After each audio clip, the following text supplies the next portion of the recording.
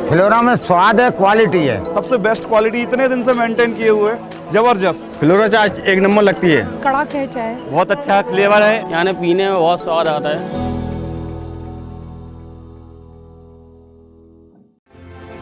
इस खबर के प्रायोजक हैं पूजा श्री डिटर्जेंट पाउडर व केक। नमस्कार, मैं हूं केशव तिवारी और अलग अंदाज में रहती हैं खबरें हमारी। राजनीति के रेगिस्तान में साहसी लोग ऊंट की तरह सर पर दौड़ लगा देते हैं, लेकिन कमजोर दिल के लोग समंदर के किनारे बैठकर लहरें और लहरों का उतार चढ़ाव देखते रह जाते हैं। राजनीति भी क्रिकेट के खेल की तरह रिस्की है। जिसने जितनी ज्यादा रिस्क ली उसने उतना ज्यादा गेन किया। सतना शहर से विधानसभा की टिकट मांगने वालों की लंबी फेहरिस्त थी, लेकिन जैसे ही सांसद गणेश सिंह को टिकट मिली वैसे ही टिकट मांगने वाले अपने घरों में दुबक कर बैठ गए। किसी के अंदर इतना साहस नहीं था कि वह बगावत कर सके, लेकिन रत्नाकर चतुर्वेदी सिवा ने तमाम कयासों को झुठलाते हुए भारतीय जनता पार्टी से बगावत कर ही दी। हालांकि रत्नाकर चतुर्वेदी सिवा के ऊपर यह भी आरोप लग रहे हैं कि वे सांसद गणेश सिंह के इशारे पर ही बहुजन समाज पार्टी के टिकट से चुनाव लड़ रहे हैं, या यूं कहें रत्नाकर चतुर्वेदी सिवा गणेश सिंह की बी टीम है, जिसके चलते जो ब्राह्मण मतदाता सतना शहर के भाजपा और गणेश सिंह से नाराज है, वह वोट कांग्रेस में न जाकर रत्नाकर चतुर्वेदी सिवा के पास चला जाए। यदि सिवा ऐसा करने में सफल हुए तो ब्राह्मण वोटों का विभाजन होगा और भारतीय जनता पार्टी ब्राह्मण वोटों के विभाजन के चलते चुनाव जीत सकती है। हालांकि इस संबंध में जब पत्रकारों ने रत्नाकर चतुर्वेदी से यह सवाल किया कि आपको सांसद ने खरीद लिया है और आप सांसद के इशारे पर ही चुनाव लड़ रहे हैं, इस सवाल के जवाब में रत्नाकर चतुर्वेदी ने कहा कि मैं ब्राह्मण घर में पैदा हुआ हूं, भीख मांगकर खा सकता हूं, सांसद गणेश सिंह की हैसियत नहीं है कि वह हमें खरीद ले। देखिए, मैं एक ब्राह्मण हूं, मैं भीख मांगकर भी खाना जानता हूं।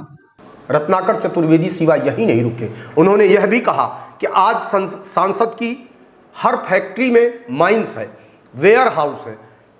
कल तक वे 3 एकड़ के काश्तकार हुआ करते थे, आज मुझे खरीदने की बात कर रहे हैं। आज आप देखिए, हर फैक्ट्री में उनकी माइंस है, हर जगह उनके वेयर हाउस हैं।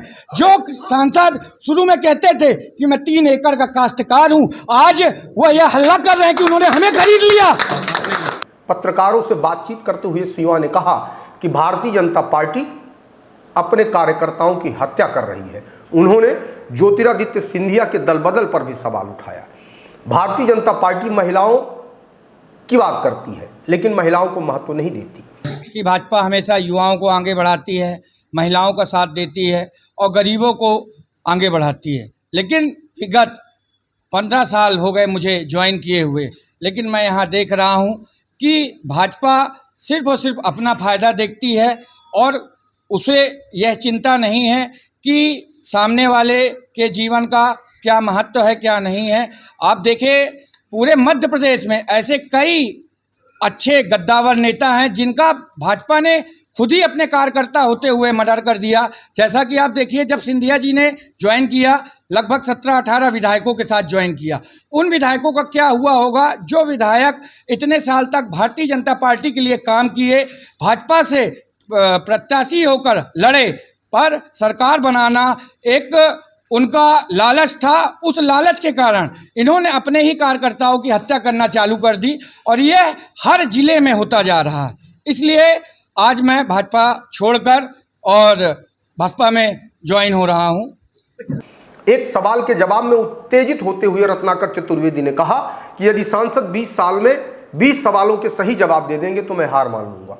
लेकिन मैं उनसे पूछना चाहता हूं, मैं उनसे यही कि पूछना चाहता हूं कि 20 साल में वो मेरे 20 सवाल का भी अगर उन्होंने जवाब दे दिया और वह जवाब सही रहे तो मैं पुनः हार मानने को तैयार हूं। रत्नाकर चतुर्वेदी का आक्रोश यहीं पर खत्म नहीं हुआ। उन्होंने पत्रकारों के सामने आक्रोश व्यक्त करते हुए सांसद गणेश सिंह को दुराचारी तक कह दिया। सांसद जैसे दुराचारी जिसके ऊपर शिक्षा कर्मी घोटाला लगाओ,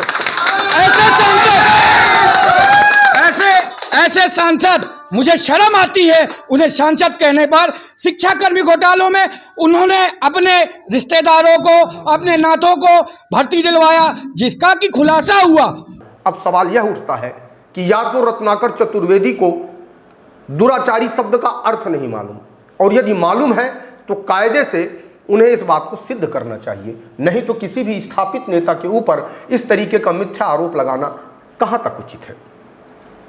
रत्नाकर चतुर्वेदी सिवा दुराचारी कहने के बाद भी नहीं रुके। उन्होंने सांसद गणेश सिंह को शिक्षाकर्मी घोटाले का आरोपी भी बताया। रत्नाकर चतुर्वेदी ने गणेश सिंह के बारे में और क्या क्या कहा, सुनिए।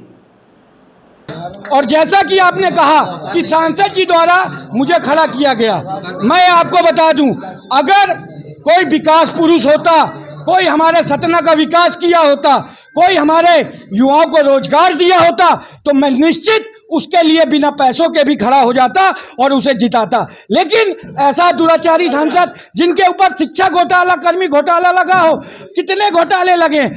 सतना शहर की राजनीति हर दिन एक नया करवट ले रही है।